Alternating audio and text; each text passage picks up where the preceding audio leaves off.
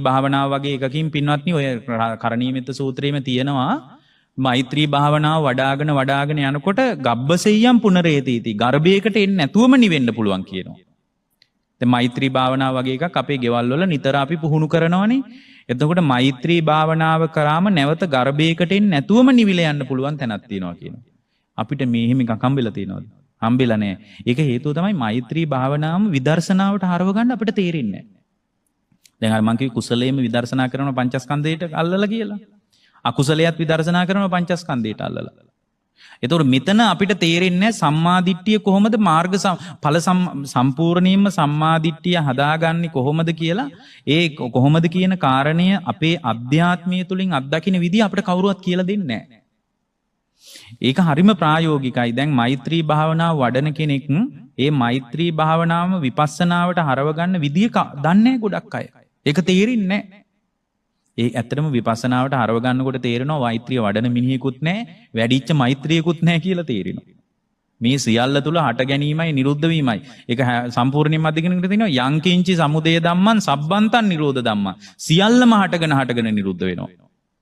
මේ කය විතරක් නෙවෙයි සියලු සිතුවිලි දාමයන් හටගෙන නිරුද්ධ වෙනවා. අන්න ඒක පේන්න පටන් ගන්නවා. අපිට එහෙම එකක් පේන්නේ නැහැනේ.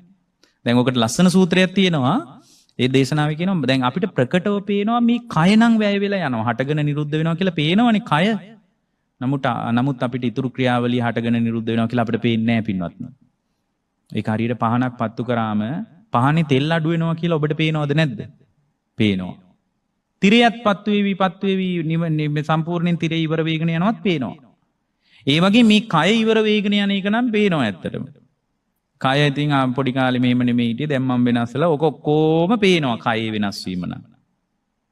හැබැයි පින්වත්නි තිරයත් ගෙවි යනවා නම් තෙල් ටිකක් ගෙවි යනවා නම් පහන් දැල්ල විතරක් ගෙවි නොයන්නේ කොහොමද?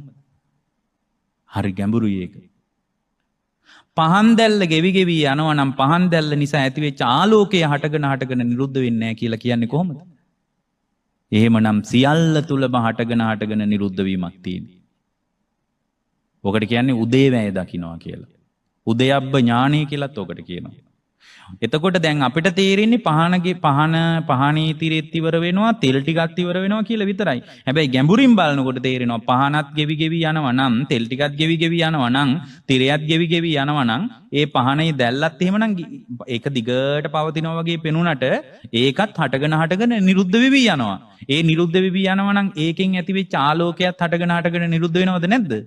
නිරුද්ධ වෙනවා. අන්න ඔය විදිහට මේ සම්පූර්ණයෙන් බලනකොට තේරෙනවා